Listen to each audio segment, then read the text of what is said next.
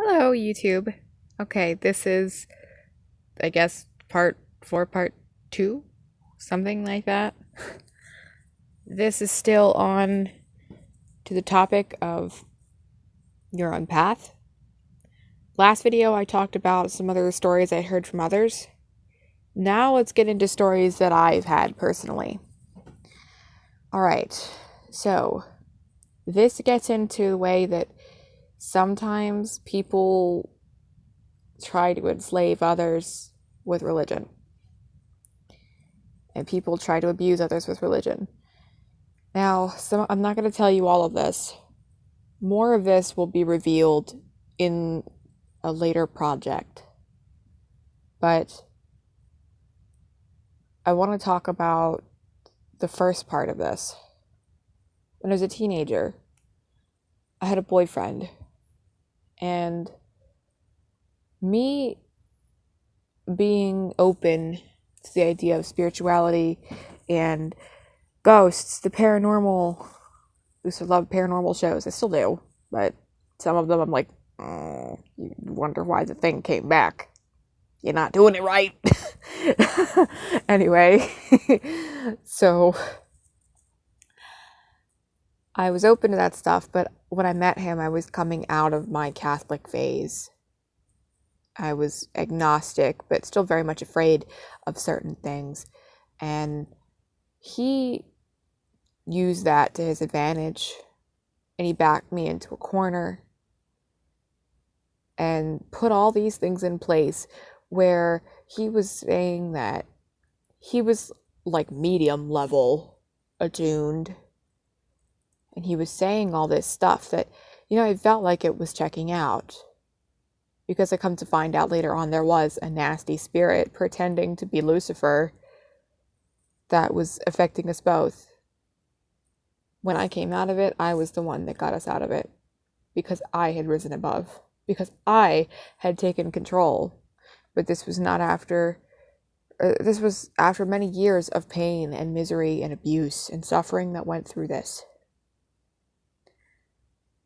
So the whole thing there was, you don't say no to the devil, right? It's fear. The devil says he sees something good in you, something you like, and then you have a vendetta against Catholicism or Christianity already, and you think this fits with everything, you feel misunderstood, and then he understands you, you see something good in you, and now he wants you to do something. You're scared. And you can't say no to the devil, right? So you don't know where to go. And you don't know much else.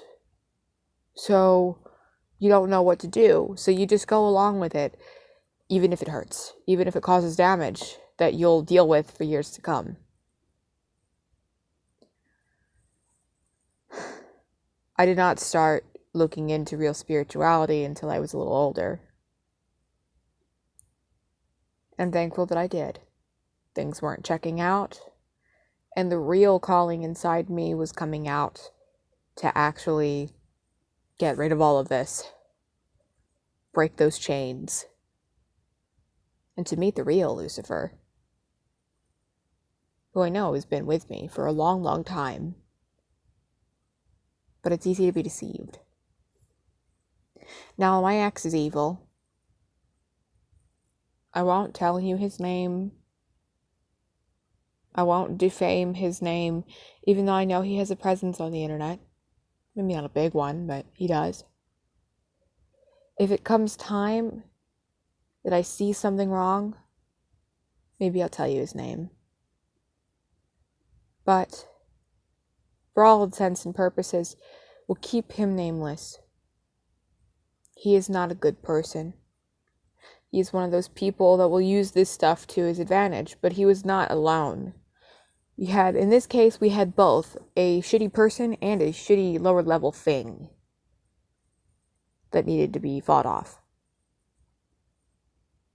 When you're in that much of pain and negativity, low-level things like to feed on that. They like to exploit that. Now, see, the thing I also want you to take away from this if you find yourself in a situation that someone is being violent or bastardly toward you, and you find out they had a possession or they had an attachment of some kind. My ex was possessed a great number of times with me. I didn't know. But the thing is, very rarely, if ever, I really don't think this actually ever happens, but I could be wrong. But the bottom line, the way this usually happens, is that negative spirits do not make you do anything. They amplify things you're already capable of. It's like alcohol. Alcohol didn't make you cheat on your wife. Alcohol made you do what you wanted to do already. So,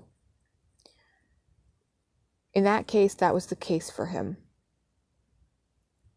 So, there are people like this out there.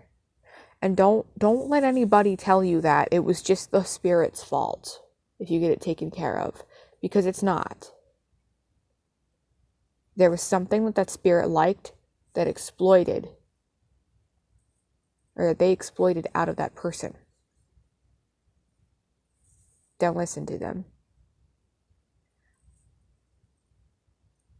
This story, I would want you to make sure if somebody... That was my computer. Battery's low. Unplugged that. Unplugged my phone. Don't want to kill the battery. But if someone is telling you that they have medium level powers, that they are connected and they're starting to tell you things, they're starting to tell you what to do, all this other stuff, do your homework. Verify what they're saying. For me, it was me not knowing to verify. I didn't know better when I was younger. And also, it was that negative spirit making everything seem so real. They can, completely screw your mind up like that. And that's why I never questioned it for so long. I'm a completely different person than I was then. But it's something I'm still healing from.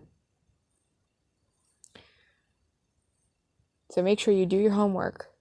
Don't let anybody tell you anything. And just go with it. Fact check. Fact check, fact check, fact check. All of it. Please. Verify. And also, if you're working with spirits and you're getting something or some kind of information, they're telling you this thing, verify it. You can do so via research, or you can do so if you have friends that work with the same things. You can ask them to verify for you. I've heard of this concept, and I've done this before because I wasn't sure if what I was getting was real and if I was being lied to or not. If you have any shadow of a doubt that you're being lied to, verify. Do not take their word for it, because there is crap out there that will lie to you. Now, my second story for you has to do with my coven experience. So, a while back, I was just getting into the meat of my path. And I met a guy off of a Facebook group. Again, he shall remain nameless, although he is a danger at times. Whether or not I want to disclose his name or not, I will deal with in its own separate video at some point. But, well, actually... Alright, so there was a thing. It was called many things, back and forth, but the latest name that I saw it being called before I left, or shall I say escaped, was the Nation of Lucifer.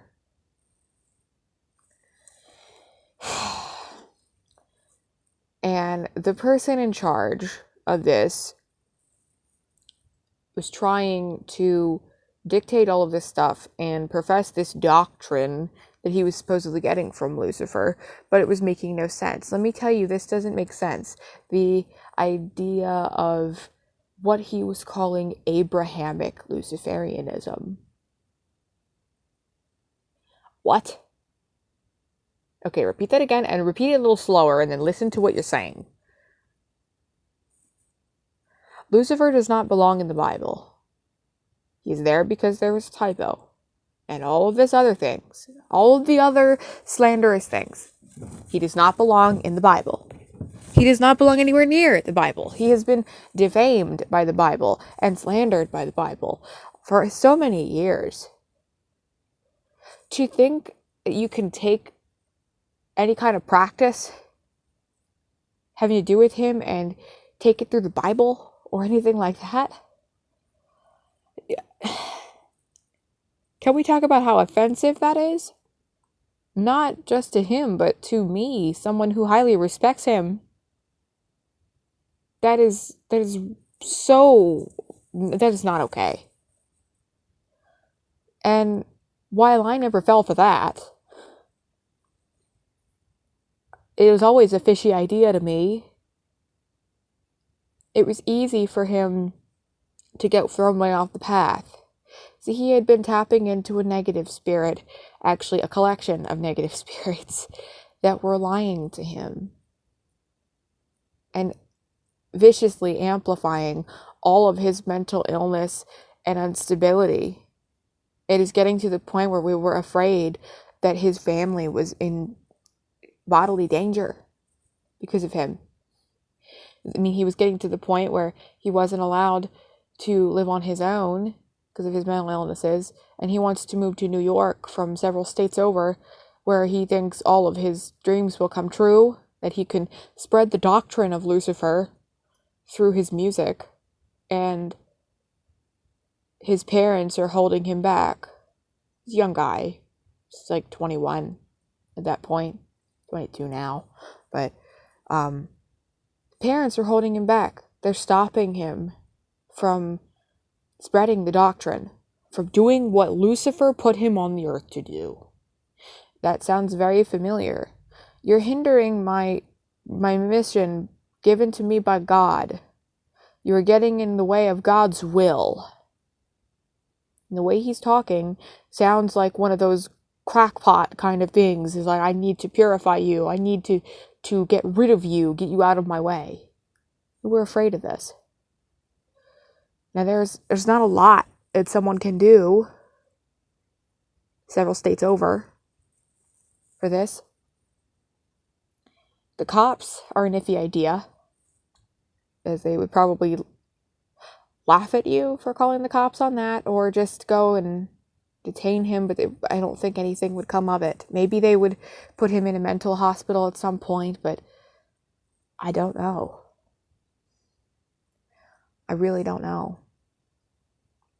I mean, if I would like to think that his family, if they felt they were in any bodily danger, they would have already done it themselves. Because all of us, the ones that escaped with me, we are all far away, all dotted all over the country, even some in another country. And it was crazy. And I'm giving you so many little details right now. I feel like I just need to sit down and tell you the whole story. But it was a mess. And it was at the point where this guy was in love with me, or so infatuated with me, that I was getting attacked because of it. Because it was manifesting almost like a hex or a curse. And it was painful. And it took sending everything back to him and then getting the hell out of there to get away from all of it. And even so, every once in a while, he still pops up. He's a nut. And there are more out there like him. Maybe I'll make a whole video dedicated to this too. Maybe it needs to be said. I don't know what his current name of operation is, or whatever else now he's doing. If he's even still on the grid. But beware of people like this. If someone's telling you or being your link to the divine, No. Don't. Because then you're getting into the whole false prophet thing. And that's not a good thing. Beware of false prophets. Beware of people who tell you all these things to get control over you. Do not let them. Another thing I want to say before I sign off of here is do not let someone speak to the divine on your behalf or tell you that you can't do it yourself. Because you can. You always can. You're powerful enough to do so. This video is all over the place. I know it's hard to conceal certain details, but maybe I'll flesh them out. I don't know. Either way, blessings. Have a good night. Maybe we'll talk again soon.